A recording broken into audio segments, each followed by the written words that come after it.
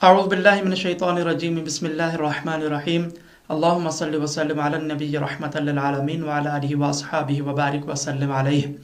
سورہ بقرہ آیت نمبر 125 ہے۔ اللہ تعالیٰ ارشاد فرماتا ہے وَإِذْ جَعَلْنَا الْبَيْتَ مَثَابَةً لِلنَّاسِ وَأَمْنًا، یعنی اور اس وقت کو یاد کرو کہ جب ہم نے بیت اللہ کو لوگوں کے لیے مرکز توحید، مرکز و مرجع اور امن کی جگہ بنایا۔ یہ آیت کریمہ بیت اللہ شریف کی عزت و حرمت پر دلالت کرتی ہے۔ بیت اللہ شریف دین اسلام کا انتہائی مبارک و متبرک مقام ہے۔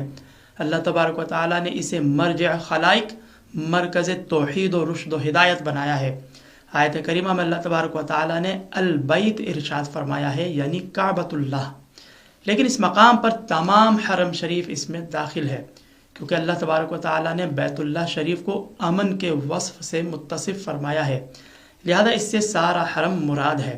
یعنی امن والا ہونا نہ صرف کعبۃ اللہ شریف کی 4 دیواری تک مقید ہے، بلکہ تمام ہی مسجد حرام اور اس کے اطراف و اکناف کے وسیع علاقے پر چونکہ اس کا اطلاق کیا جاتا ہے، لہذا امن والا ہونا یہ پورے حرم کی صفت ہے۔ اور اسے چونکہ امن کی جگہ بنایا گیا ہے، لہذا حدود حرم میں نہ تو کسی انسان کو قتل کی اجازت ہے، نہ ہی کسی جانور کا شکار حلال، اور نہ ہی پودے وغیرہ کو اکھاڑنا جائز ہے۔ بلکہ مفتی احمد یارقن نعیمی علیہ رحمہ ارشاد فرماتے ہیں کہ حدود حرم میں اگر کوئی مجرم بھی داخل ہو کر امن لے لے تو اب نہ تو اسے گرفتار کیا جا سکتا ہے، نہ ہی اسے وہاں سزا دے سکتے ہیں۔ ہاں ایسے اسباب ضرور اختیار کیے جا سکتے ہیں کہ جس کی وجہ سے وہ خود حرم کی حدود سے باہر چلا جائے، جیسے مجرم کا کھانا پانی وغیرہ اس تک وہاں پہنچنے نہ دیا جائے وغیرہ۔ تو خلاصہ کلام یہ ہے کہ یہ حرم شریف ایک ایسی امن کی جگہ بنائی گئی ہے کہ جس میں انسان تو انسان، حیوانات و نباتات بھی مامون و محفوظ قرار دیے گئے ہیں۔ آیت کے پھر دوسرے جز میں اللہ تبارک و تعالیٰ نے ارشاد فرمایا وَاتَّخِذُوا مِن مَقَامِ إِبْرَاهِيمَ مُصَلًّى، یعنی مقام ابراہیم کو نماز پڑھنے کی جگہ بنا لو۔ اس آیت میں مقام ابراہیم کا ذکر ہے۔ مقام ابراہیم سے مراد وہ پتھر ہے کہ جہاں حضرت ابراہیم علیہ السلام نے جس پتھر پر کھڑے ہو کر بیت اللہ شریف کی تعمیر فرمائی تھی، یہ کوئی معمولی زمینی پتھر نہیں بلکہ یہ ایک جنتی پتھر ہے۔ اس بارے میں سرکار دو عالم علیہ الصلوۃ والتسلیم ارشاد فرماتے ہیں کہ حجر اسود اور مقام ابراہیم جنت کے یاقوتوں میں سے 2 یاقوت ہیں۔ اگر اللہ تبارک و تعالیٰ نے ان کی چمک اور نورانیت کو ختم نہ کیا ہوتا تو ان کی چمک سے مشرق و مغرب کے درمیان سب کچھ روشن ہو جاتا۔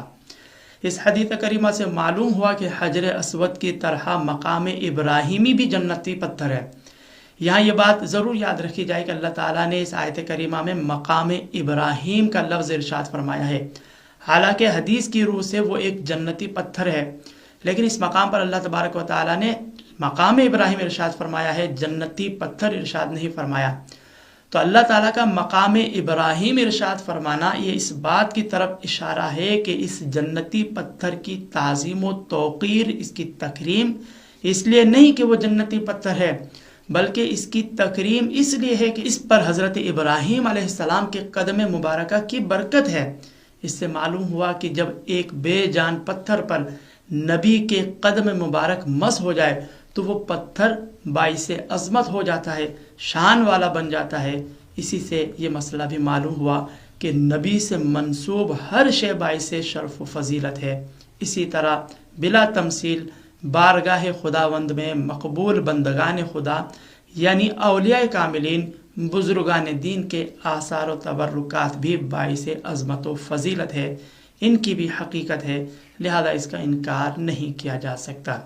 پھر اس آیت کے آخری جز میں اللہ تبارک و تعالیٰ نے ارشاد فرمایا وَعَهِدْنَا إِلَىٰ إِبْرَاهِيمَ وَإِسْمَاعِيلَ أَن طَهِّرَا بَيْتِيَ لِلطَّائِفِينَ وَالْعَاكِفِينَ وَالرُّكَّعِ السُّجُودِ، اللہ تعالیٰ نے ارشاد فرمایا اور ہم نے ابراہیم اور اسماعیل سے تاکیداً فرمایا کہ میرے گھر کو طواف کرنے والوں اور اعتکاف کرنے والوں، رکوع کرنے والوں کے لیے پاک رکھو۔